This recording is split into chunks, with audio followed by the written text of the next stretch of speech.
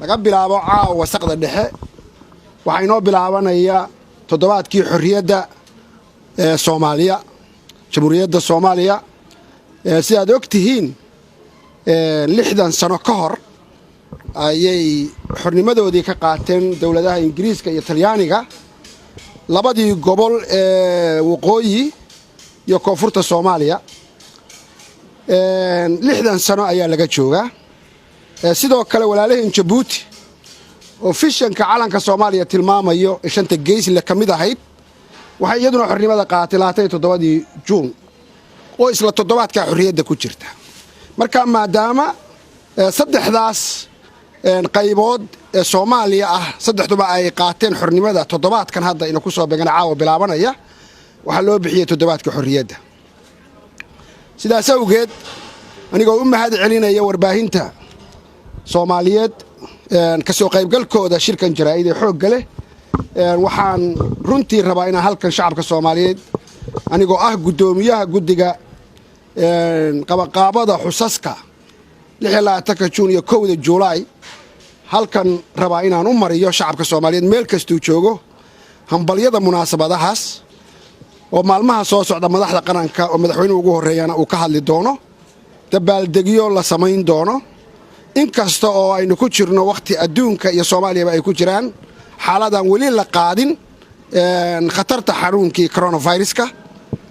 dabaaldegyo waaweyn iyo wax qabad muuqda ayay dawladda nabad iyo nolol diyaarisay 3 sano iyo barkii ay xukunka haysay iyo sidoo kale dawladii ka horeeyo mid waliba iyaduna soo sameeynayso horumar soo sameeynayay laakiin sanadka 2020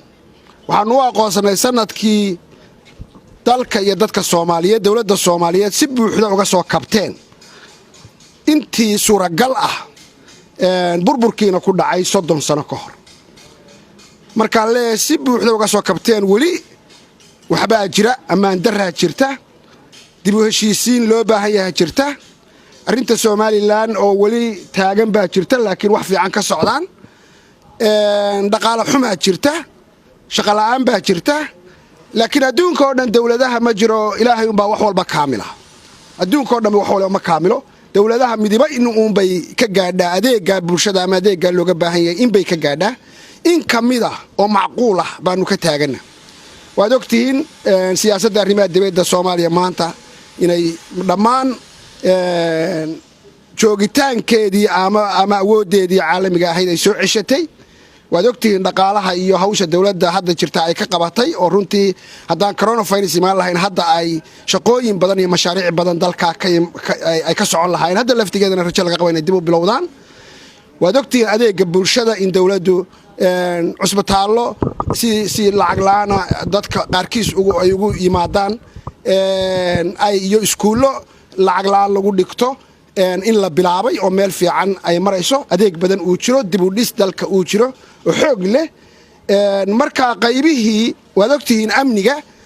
in ciidamadeenu ay hadda awood u leeyihiin inay amniga dalka sugan sida Muqdisho ka arkaysan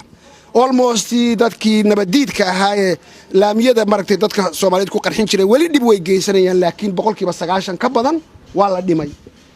gobolladana ciidankeena ma wajihi karaan alqaacidadu way baaba'ayaan telefoon baa u haray inay meelaha ka soo dirdiraan marka amnigana waxa laga gaaray horumar weyn oo hadda kadibna aan rajaynayno in ciidamada qalabka sida awood u yeelan doonaan inay geed kasta iyo tuulo kasta dalka Soomaaliya kamida gacanta ku dhigaan marka horumar weyn ayaa socda shacabka Soomaaliyeed waxaan u sheegayaa ama ugu baaqayaa inay weyneeyaan munaasabadahan oo ah wax u dhaxeeya oo ay wada leeyihiin sharafkoodii karaamadoodii jiritaankoodii weeyeen maalmahan dad Soomaaliyeed oo ina ka horeeya awooyaasheena iyo kuwa wali nool ayaa u soo halgamay oo u dhintay marka adduunka oo dhan markii dadku waxay leeyihiin munaasabado iyo marxalado ka dhaxeeya oo aan ku kala duwanayn oo sharafkooda ayay leeyihiin dadka adduunka markii munaasabadan oo kale ay joogaan qof waliba bil ka hor buu community-gu isu yimaadaa xaafadooda hagaajistaa laamiga xaaqa guri kasta calan suraa dabaaldeg personaala oo aan dawladi ku abaabulin ayay sameeyaan dadka Soomaaliyeed saas laga raba waxaad arkaysaa guri 5 dabaqad meel dhisanayo meel calanka uu suro aan lahayn guri kasta in calanka la suro weey waa jiritaankaagii wey waxa laga garanayo waxaad u taagan tahay wey marka sidoo kale waxaan ugu baaqayaa madaxda maamul goboleedyada runtii aan amaanayo qaarkood inay gudi kaayaga la mid dhiseen sida koonfur galbeed oo kale waxaanu ku amaanaynaa inay iyaguna sidaas oo kale u weyneeyaan oo waxa Soomaaliya ka dhaxeeya weyneeyaan muranka iyo waxa dawladda Soomaaliyeed ama dawladda dhexe iyo inaan waxa Soomaalidu ku kala qaybsatay kor la keenay waxa ay ku midaysan tahay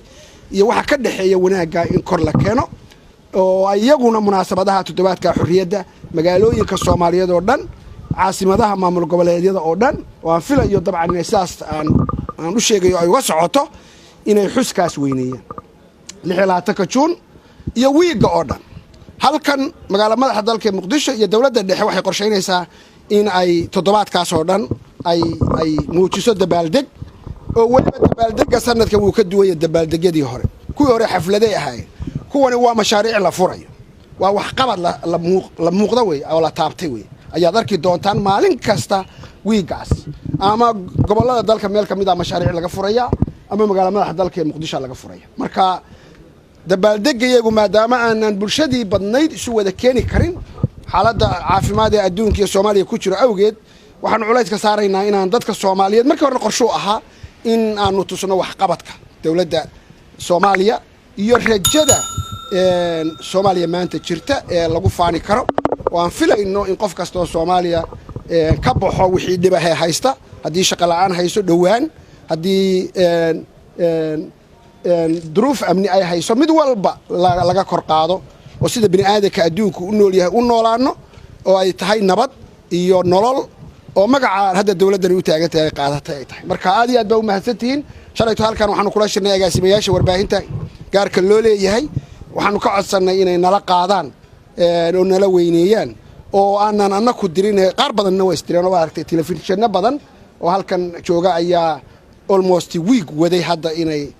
maragtay xusaan taariikhda Soomaaliya iyo halgankii la soo maray iyo wixiina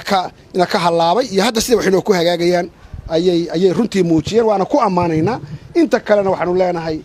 waxaanu idinka sugaynaa inaad maragtay weyneysaan munaasabadaha qaranka aad iyo aad baa u mahadsantihiin